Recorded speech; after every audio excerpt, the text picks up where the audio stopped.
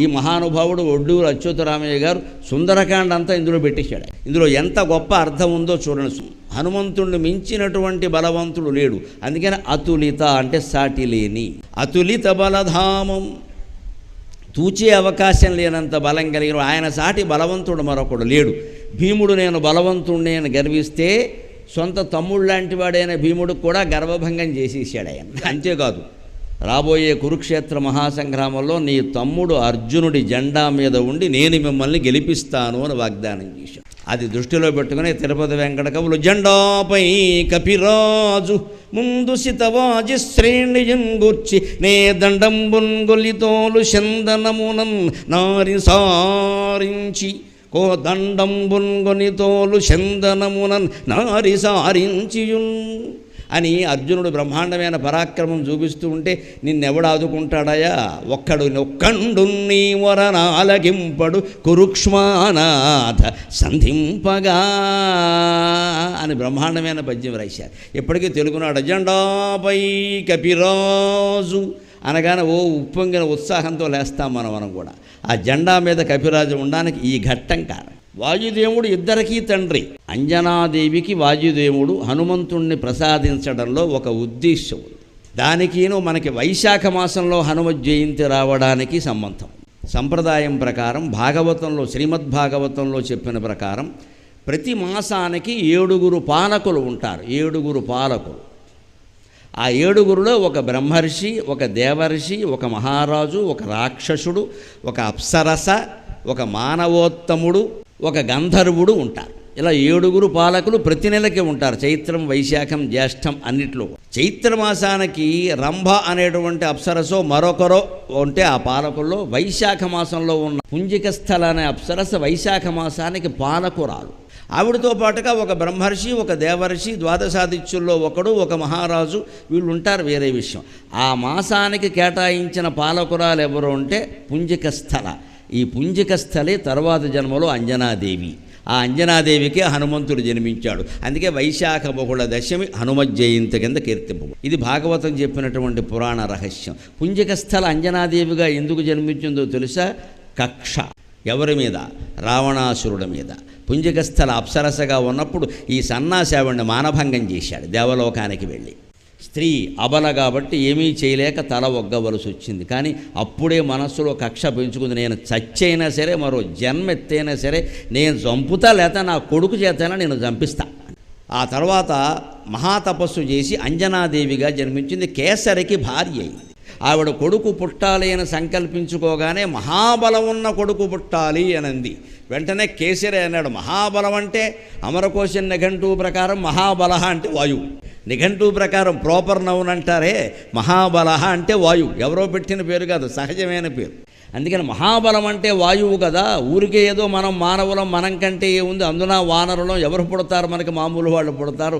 అందుకని అంజనా, నీకంత సంకల్పం ఉన్నప్పుడు మహాబలుడైన వాయుదేవుడిని ప్రార్థించమన్నాడు. అందుకని వాయుదేవుడిని ప్రార్థిస్తూ ఆ వాయుదేవుని యొక్క బలమంతా ఈయనలో నిక్షిప్తమైంది. అందుకని కవి ఇక్కడ అతులిత బలధామం అంటున్నాడు. స్వర్ణశైలాభదేహం.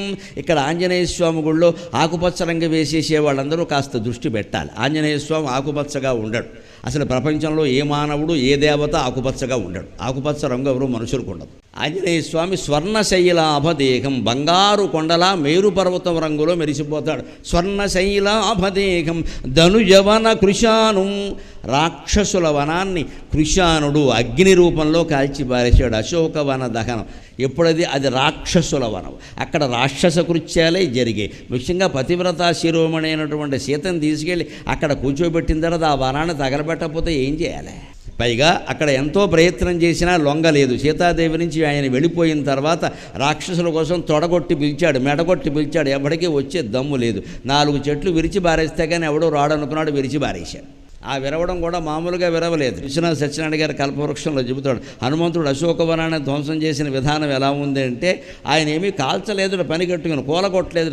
ఒక చెట్టు దగ్గరికి వెళ్ళి ఆ కాండం ఉంటుంది కదా, దెబ్బట్టుకుని జిగ్ జిగ్ జిగ్ జిగ్ అని అంటావు. సార్ ఆ దెబ్బకి ఏం జరిగిందో తెలియదు.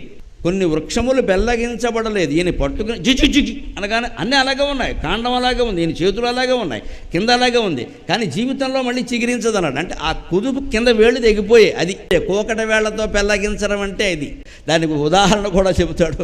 కాలు చేతులు ఆడవు, మృత్యువు రాదు కానీ సావడు, కాళ్ళు చేతులు ఆడవు, మంచంలో ఉన్నాడు, వానికంటే మృతుడు చాలా నయము. నిజంగా ఇలా ఉండేవాడికంటే పోయినవాడే నయం, ఉన్నవాళ్ళకి నయం, వాడికి ఇబ్బంది లేదు. వీడు పోడు, ఉన్నవాళ్ళని చంపుకు తింటున్నాడు, కాళ్ళు చేతులు పనిచేవి, ఈ మంచంలో ఇలా ఎంతకాలం ఉంటాడో తెలియదు అని ఉదాహరణ చెప్పి, ఇలాగే అశోకవనంలో కొన్ని చెట్లు కూడా అంతే, పైకి బాగానే కనిపిస్తున్నాయి కానీ మళ్ళీ చిగురించే అవకాశం లేదు, హనుమంతుడు అలా చేశాడు అన్నాడు.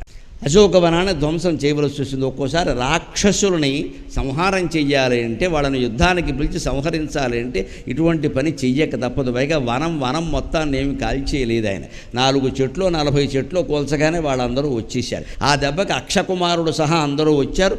ఆ అక్షకుమారుని ఒక్క దెబ్బ కొట్టిన తర్వాతే రావణాసుడికి ఒక్కసారి ఏదో సినిమా భాషలో చెప్పాలంటే మైండ్ బ్లాక్ అయ్యింది. ఒక్కసారి వాడికి అక్షకుమారుని కొట్టాక మైండ్ బ్లాక్ అయ్యింది. అయ్య బాబోయ్, హనుమంతుడు వచ్చాడు అన్నప్పుడు కూడా ఆయన ఏం పట్టించుకోలే. ఏవో కోతులు వస్తూ ఉంటాయి, వనంలో పళ్ళు ఉన్నాయి కదా వచ్చాయేమో అనుకున్నాడు. ఎవరో సీతాదేవితో మాట్లాడుతుంటే చూసామంటే ఏం మాట్లాడారు అన్నాడు. కిసకిస అన్నాడండి, ఆవిడ కూడా కిసకిస అందన్నాడు. ఇక్కడ అది కూడా మనం గ్రహించాలి. సీతాదేవితో ఈయన ఏ భాషలో మాట్లాడాడు, దీని మీద ఏకంగా పుస్తకాలు వచ్చాయి. పండితుల మధ్యలో చాలా పెద్ద చర్చ ఇది. సీతాదేవికి మిథిలా నగరంలో పుట్టింది. ఆవిడికి మైథిలీ ప్రాకృతం తప్ప మరొక భాష రాదు. వస్తే సంస్కృతం వస్తుంది. ఈయనేమో తమిళనాడు ప్రాంతంలో పుట్టాడు. కిష్కింధ అంటే అంతే కదా మరి, అది పుట్టాడు. ఈయనకి అప్పటికి తమిళం రామాయణ కాలం హనుమంతుల కాలం నాటికి ఉందో లేదో మనకు తెలియదు. ఒకవేళ మాట్లాడినా ఆవిడకి తెలియదు. ఏం మాట్లాడాడు అంటే దానికి రామాయణమే సమాధానం చెప్పింది. ఎండకి ఎదురుగా నుంచి చదివే అతండు ఘనుడు సూర్యుని దగ్గర 9 వ్యాకరణాలు నేర్చుకున్నాడు ఆయన. ఆ 9 వ్యాకరణాలు నేర్చుకున్న వాడికి ప్రపంచంలో ఏ భాషలోనైనా మాట్లాడగలిగిన సామర్థ్యం వస్తుంది. ఆ మైథిలీ ప్రాకృతం కూడా ఆయన వ్యాకరణం ద్వారా నేర్చుకుని, దాని రూట్లు అంటారు, మూల భాష తెలిస్తే, మూల ధాతువులు తెలిస్తే భాష తేలిక, తెలుసుకుని ఆవిడతో ఆ భాషలో మాట్లాడాడు. అది కూడా రావణాసురుడికి అంత బాధ కలిగించాల, ఏదో మాట్లాడాడులే అనుకున్నాడు. అక్షకు మామూలు వాళ్ళని పంపిస్తే ఒక 500-600 మందిని వాళ్ళని చంపేసేసాడు. ఆ పైన అక్షకుమారుని పంపిస్తే ఒక్క దెబ్బ 10 నిమిషాల్లో లేపించాడు వాడు. పైగా మామూలుగా లేపల, వాడు రథంతో ఇలా వచ్చి బాణాలు వేస్తుంటే ఈయన కొంచెం గుండెలకి తెగలే, కొద్దిగా రక్తం కారింది, లేచాడు. ఇక్కడ ఎంత వేస్తావు బాణాలు ఇవి అని చెప్పి ఆ రథాన్ని మొత్తం గుర్రాలతో సహా పైకి లేపించాడు. ఆయన పద్ధతి అలాగే ఉంటుంది. హనుమంతుడు ఆయుధాలు వాడడు.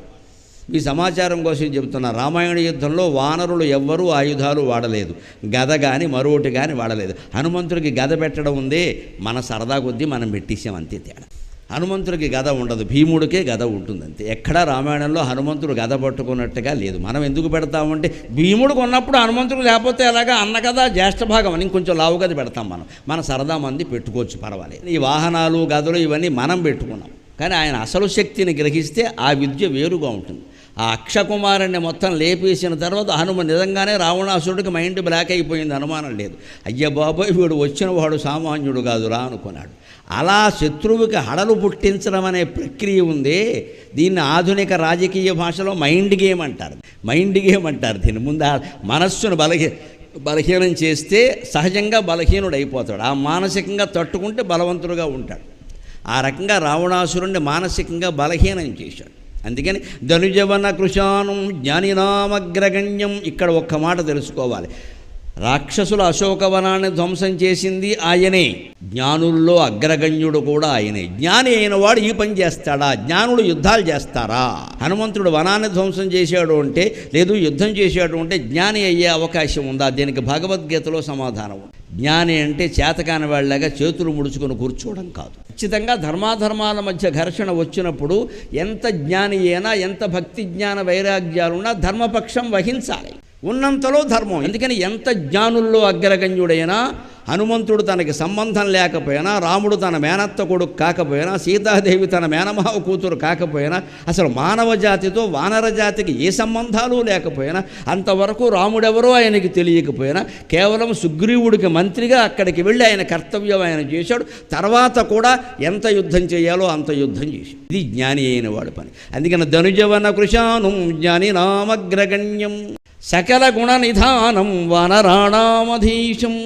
సకల గుణ నిధానం. హనుమంతుని తల్లి అంజనాదేవి, తండ్రి కేసరి ఆయనకి చిన్నప్పటి నుంచి మంచి గుణాలన్నీ నేర్పారు. అనడానికి ఏమిటో ఉదాహరణ, హనుమంతుడి గురించి ఒక మాట ఉంది లోకంలో, హనుమంతుడికి తన గొప్ప తాను తెలియదుట, ఎవరో పొగిడితే తప్ప తాను ఎంతవాడో తెలియదుట.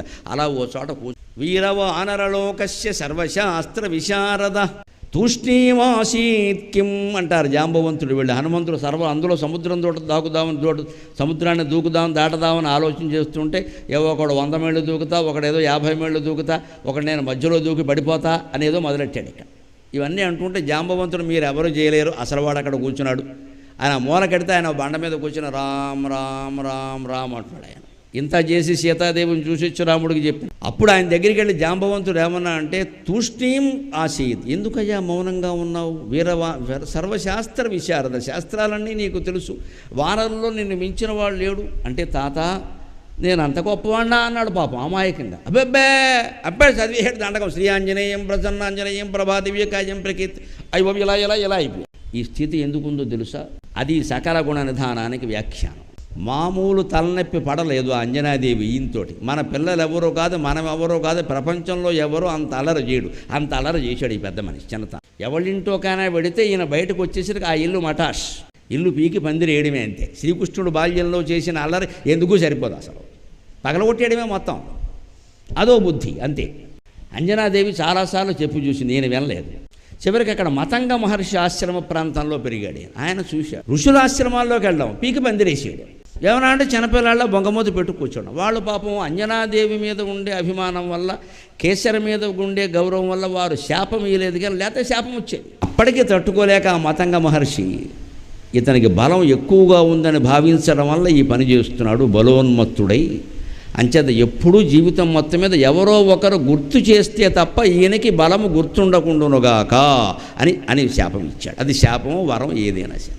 అందుకని సకల గుణ నిధానం చిన్నప్పుడు బాగా అల్లరి చేస్తూ ఉండడం వల్ల ఋషుల క్రమశిక్షణలో పెట్టి అంజనాదేవి ఆ సద్గుణాలు అలవడేలా చేసింది. అంచేత ఒక్కోసారి పెద్దవాళ్ళు తిట్టిన తిట్టు కూడా మనం బాగుపడడానికి పనిచేస్తుంది. అందుకే తెలుగులో అంటారు పెద్దవాళ్ళు తిట్టినా సరే దీవెనతో సమానం అంటారు. అది ఆలోచన దాని వెనకాలది.